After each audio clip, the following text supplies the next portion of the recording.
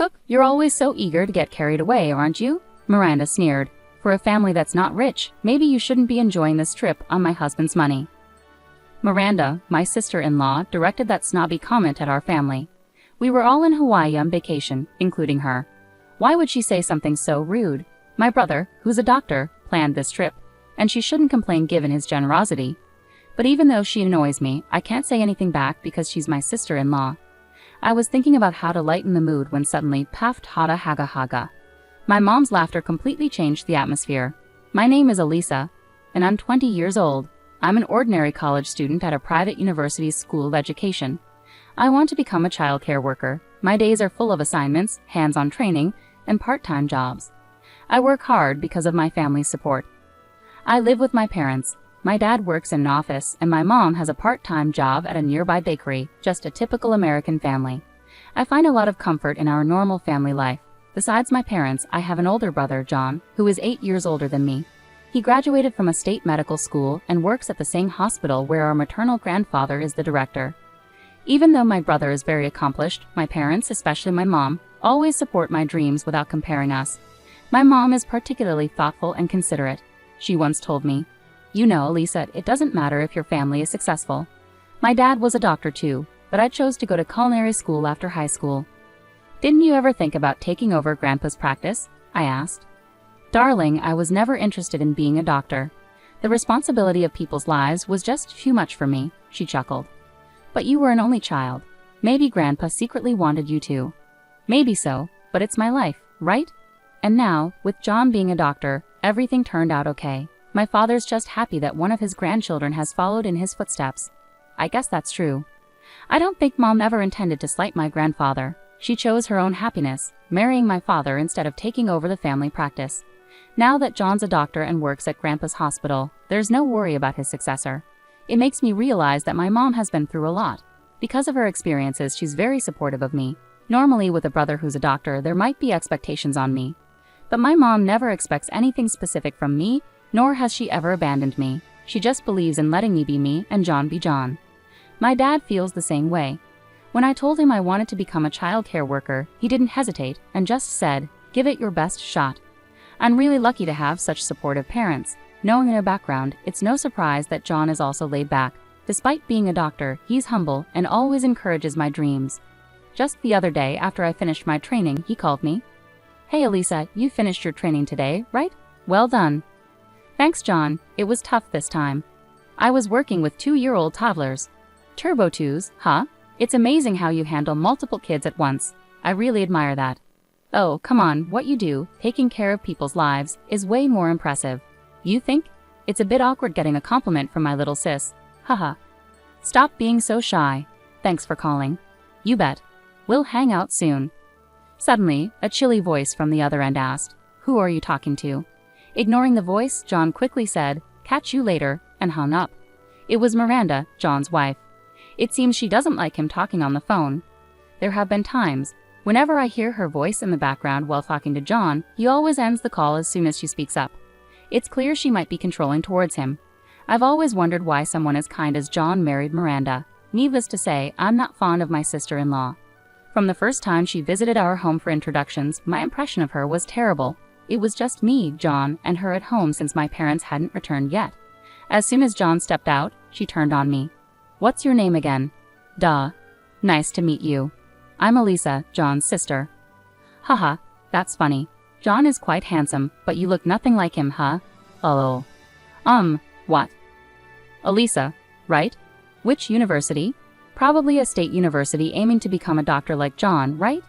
"No, I'm at a private university aiming to be a preschool teacher." As soon as I said that, her eyes widened in surprise. "What?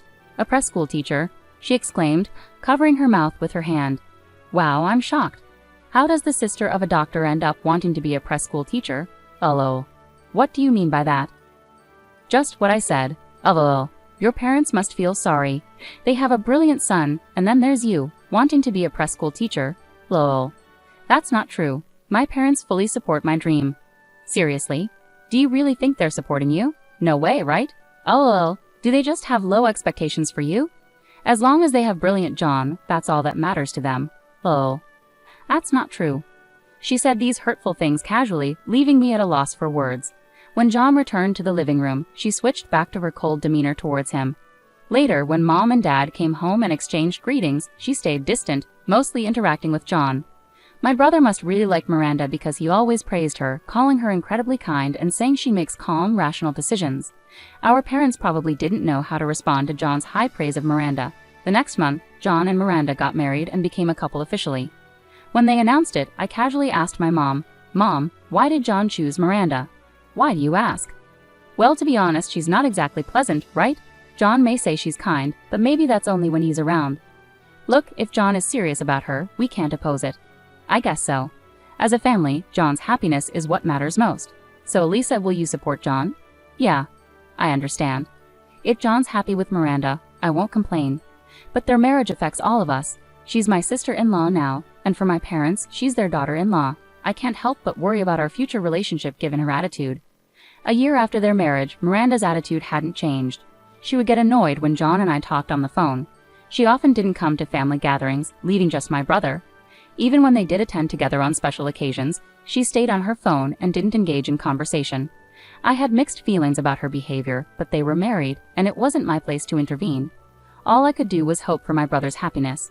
Then one day, when I got home from college, my mom suddenly said with a big grin on her face, "Elisa, we're going to Hawaii." "Kauai, yes, with John and Miranda, the whole family." "Why all of a sudden, and why not somewhere closer, but Hawaii?" I asked. "Well, it turns out John suggested this trip," she explained. "John did?" According to Mom, John wanted to make up for not spending enough time with the family in the past. Since Dad was turning 55 and Mom 50, reaching these milestones, he thought it was a good opportunity for a family trip. That's what my parents suggested. If we're going, we all want to go together, and that's how we decided on Hawaii. After hearing the plan, I asked my mom the question that had been bothering me the most. I mean, I'm excited about going to Hawaii, but isn't Miranda going to have a problem with all of us going together? "You'd think so, right?" But she surprisingly seemed on board with it, saying, "I'd love to go to Hawaii." "Really? Miranda has always wanted to visit Hawaii, so since she's on board, let's all enjoy it together, right?" "Sounds good. I've never been to Hawaii, so I'm super excited." And just like that, we decided to head to Hawaii in 2 months. The thought of Miranda joining us did bring some mixed feelings, but the excitement of the trip overshadowed them. 2 months later, we met John and Miranda at the airport and boarded our flight. My parents and I sat together, while John and Miranda were seated separately in the back. Since my brother made all the reservations for this trip, it was clear their seating arrangement was intentional, probably at Miranda's insistence. At the airport, she only spoke with my brother and didn't greet us. For her, it seemed strictly a vacation with her husband. Both my parents noticed Miranda's attitude, but they didn't let it bother them and seemed to be thoroughly enjoying the trip. My mom even suggested to John, "Why don't you two go sightseeing on your own?" Thanks to my mom's suggestion, I was able to enjoy the trip without worrying too much about my sister-in-law. But then something happened. That evening, after coming back from sightseeing, my parents and I met John and Miranda for dinner at our hotel. Miranda only spoke to my brother as usual. My brother, looking a bit troubled, tried to start a conversation with me. "Hey Elisa, how's it going? This is your first time in Hawaii, right?" "Yeah, I've only seen it on TV, so it's really amazing to be here." "I'm glad you're enjoying it. I'm happy we decided on Hawaii." "Thanks for suggesting this trip, John. I'm having such a great time." "Yeah, but this trip was..." Just as my brother started to speak, Miranda interrupted with a sarcastic comment and glared at me. There was an awkward silence after her remark. Then Miranda mockingly said, "Cook, always so quick to get carried away, aren't you?" "Miranda, don't call me by my name," I snapped. Why are you saying that?"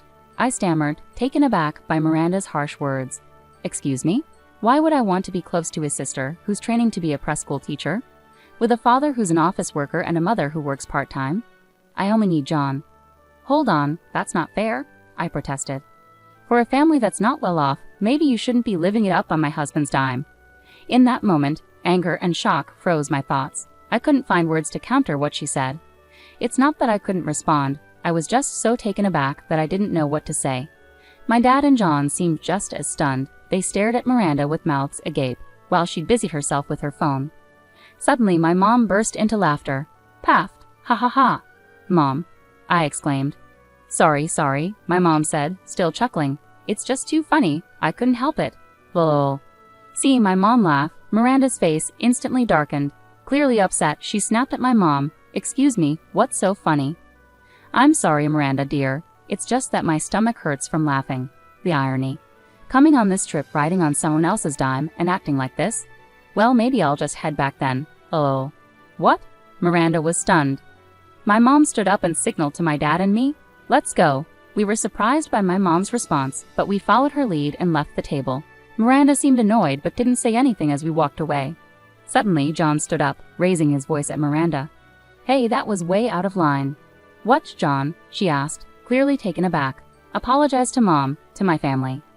I had never seen this side of John before. He was always at Miranda's beck and call, but now he was furious. Miranda appeared rattled and tense. "Hold on, John, what's gotten into you? You've always had my back. I supported you because I chose you, but I've had enough. I can't deal with your self-centered attitude anymore." "Why? Why all of a sudden?"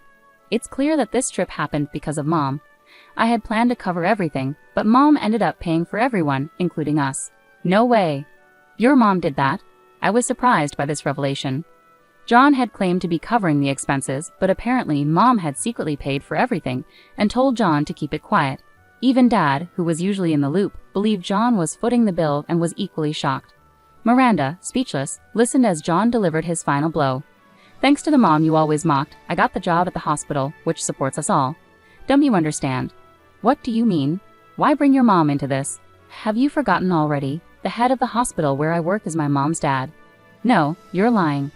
"I knew it. I always felt you weren't interested in my family. You never really listened, did you? You just wanted to marry a doctor like me, didn't you?" "No, that's not true.